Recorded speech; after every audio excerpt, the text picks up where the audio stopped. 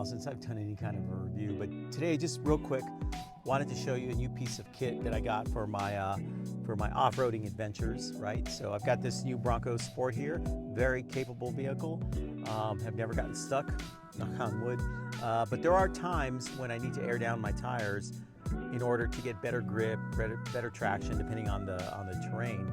Now I do have 30-inch tires on this, which are not very big for a Jeep, right? But for this little vehicle, they are pretty large, and they've got a good aggressive tread. But there are times when I need to air them down, and so if you don't know, basically you air down your tires from around 35 pounds per square inch in the case of this vehicle to around the 20-pound mark, and that just helps giving you a better grip on looser terrain, sandy conditions, where the vehicle's own four-wheel drive system won't get you out.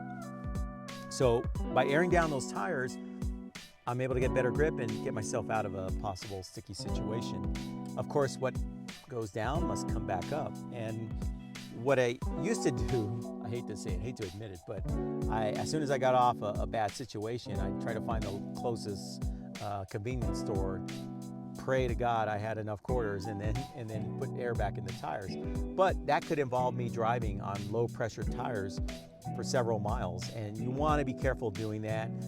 Generally, it won't hurt the tires as long as you're not going too far and too fast. So I'd have to go really slow, 40 miles an hour or less, get to a convenience store and fill the tires up.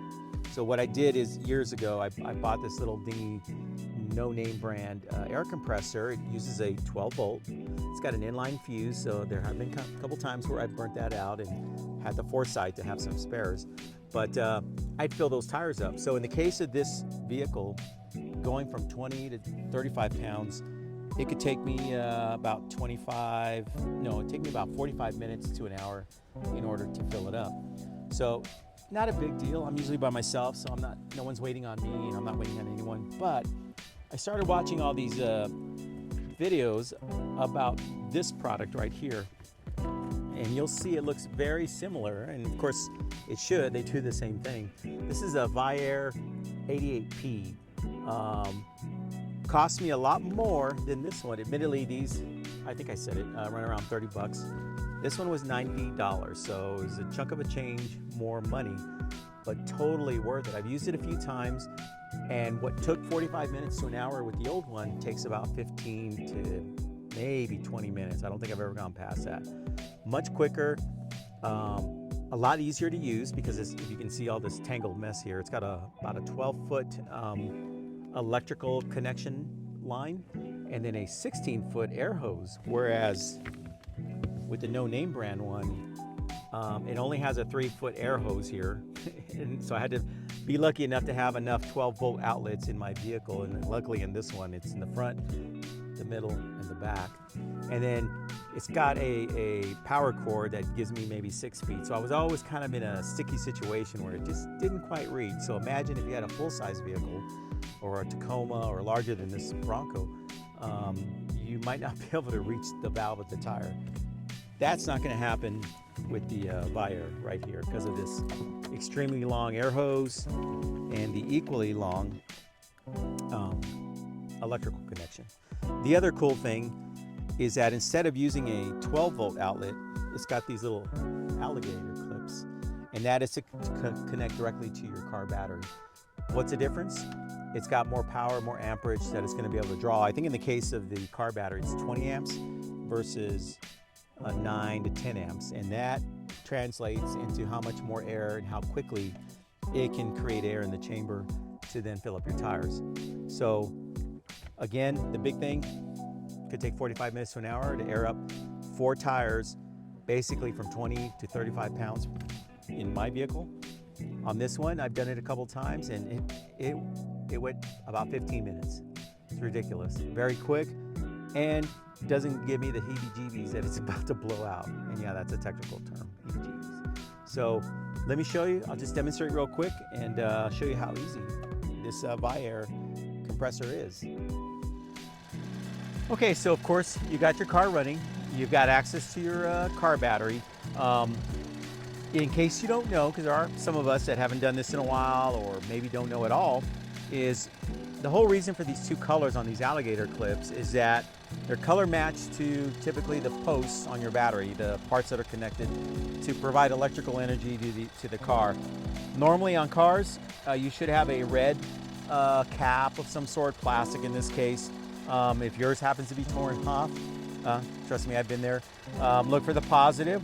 One side of the battery will have a plus, just like on a battery, and a negative is going to be the ground, or in this case, a black. So grab those clips, connect to your posts,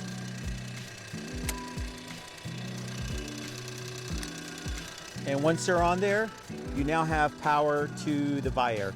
Now, one cool feature is that it has this little light that's just kind of telling you, I don't know if you can see it in the sunlight, that there is power going to the compressor. And now the switch, the only switch really that you have on this thing is the on-off switch. So I'm going to turn that on. And now you know it's producing air into this little chamber here. So real simple, real straightforward. I aired down 2 of my tires so that I could show you real quick how quickly I'm going to air up, from 20 pounds that I have them at right now, back up to around 37. I run about 37 pounds on this vehicle.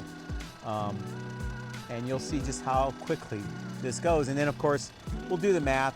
Admittedly, I was too lazy to do all 4 tires, but today we'll just do 2 tires, multiply times 2, and you will just see how really quickly we go from 20 pounds back up to around, in my case, 38 pounds per square inch. So let's check that out right now. So we've got the compressor hooked up, and I've got the long cord, got 2 tires aired down, and so you can see, look how long this cord is. It's all the way back there. Now, granted, this is a small vehicle, but between 12 feet with the electrical cord and 16 feet with the hose, you should just about reach any vehicle, medium, for sure, all small, medium, and any large truck that you have.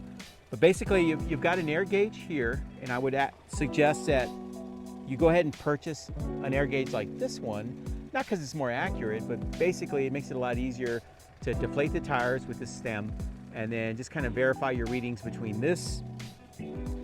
The ViAir has its own built-in meter right here, and then most modern vehicles, to include this one, have their own little air reading on the panel. These are all down to 23 pounds, I think, let me check. I think it was 20 pounds.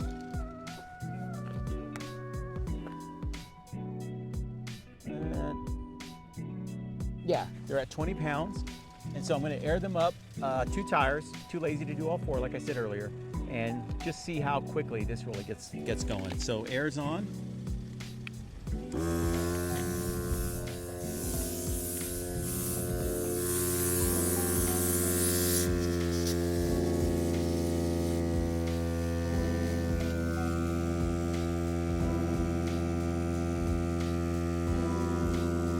Now you'll notice that what I was saying about gauges not being totally dead accurate, you just learn by trial and error. On this one, I noticed it's reading 32, but between what it says in the vehicle and what it says on my other air gauge, it's closer to 22. What I've learned from experience is that on this particular model, once it's around 42, 43, I'll stop it, check how much air is inside on the panel, and then maybe verify it with this extra one right here, and I'll be where I need to be. In my case, I'm trying to get right at 38 pounds per square inch. So that's going fast. See, in what, a minute and a half, it's already gotten 1 tire up, and then I'll go do the back tire and then check the air pressure on the inside.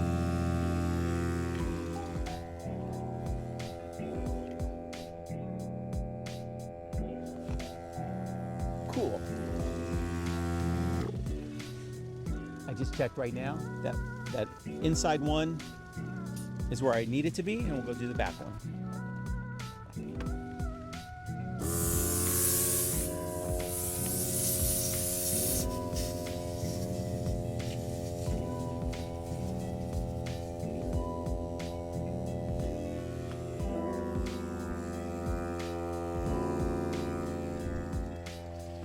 So in case you don't believe me, let's go check it out real quick. Now you see, I've got 35, 37. I like to get all these in around 37. I had 35 on the one I just filled, and look how quickly that bottom one is going. It's at 29, started at around 22. We're up to 30. And when it gets to 35, I'll probably go ahead and stop it there. And probably just because I'm a little OCD, let 2 pounds out of that back one. Keep them all at 35.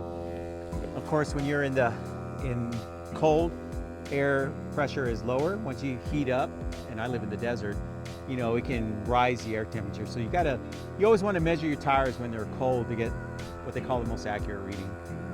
So, oh, it's at 35, look at that. Quicker than quick.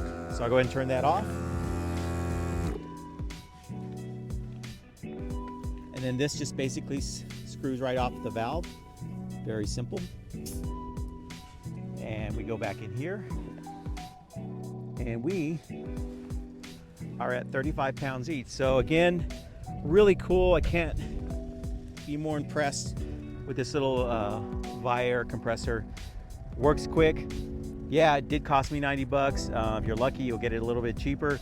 But compared to having to pay for a tow truck or possibly damaging your tires if you're aired down and you're looking for a gas station like I used to do back in the day, it's gonna be money well invested. So that was it for me. Cool. Hope this helps somebody.